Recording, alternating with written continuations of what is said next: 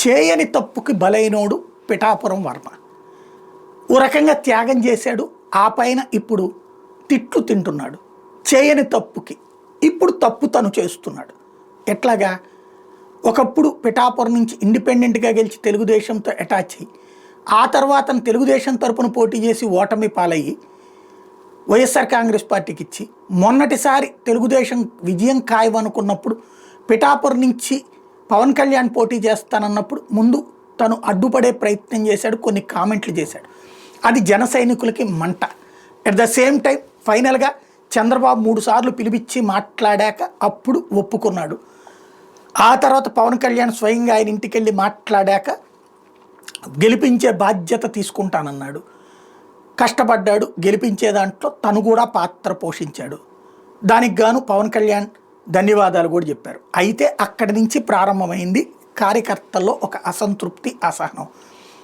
అక్కడ పవన్ కళ్యాణ్ హైదరాబాదులోనో లేకపోతే విజయవాడలో అమరావతిలోనో కూర్చుని చూసుకుంటాడు.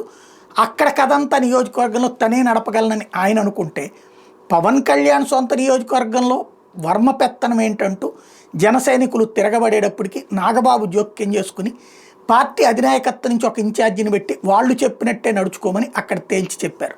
దీంతో తెలుగుదేశం శ్రేణుల్లో ఆగ్రహం రగిలింది. ఇక్కడ పెత్తనం మా చేతిలో ఉండాలి, ఆయన గెలిపించాం సరికదా అన్నటువంటి. మీరెవరు అసలు గెలిపించడానికి? ఆయన గెలిపించేదేంటి? వర్మ ఎవరు గెలిపించడానికి ఆయన కర్మ అన్నటువంటిది నాగబాబు చెప్పుకొచ్చినటువంటి స్టేట్మెంట్. దీంతో అసహనం ఒకవైపు నడుస్తోంది. అలాగే ఎమ్మెల్సీ సీటు నాగబాబుకి ఇచ్చి వర్మకి ఇవ్వకపోవడం మరొక పెద్ద సమస్య అయిపోయింది. వర్మ ఇప్పుడు బయటికి పోలేడు, అలాగని ఉండి అక్కడ రచ్చ చేస్తున్నారు జన సైనికులతో గొడవ. మన నాగబాబు ఇష్యూ అప్పుడు అది. ఇప్పుడు తన ఉద్దేశం ఏంటంటే చంద్రబాబు అయితే పవన్ కళ్యాణ్కి భయపడుతున్నారు, అదే లోకేష్ వస్తే భయపడరు అన్నటువంటి ఉద్దేశంతో అప్పుడు రైట్ చేసుకొచ్చాడు లోకేష్కి ఉప ముఖ్యమంత్రి పదవి ఇవ్వాలని. ఇప్పుడు ఏకంగా పార్టీ అధ్యక్ష బాధ్యతలు లోకేష్కి ఇవ్వాలి అన్నటువంటి. తద్వారా లోకేష్ దృష్టిలో పాజిటివ్గా పడ్డం ఒక ఎత్తు.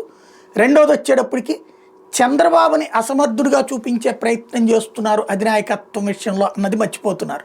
అనవసరంగా కెలుక్కుంటున్నాడు. ఫైనల్గా రెంటికి చెడ్డ రేవడి కాకుండా చూసుకోవాల్సిన బాధ్యత తనదే.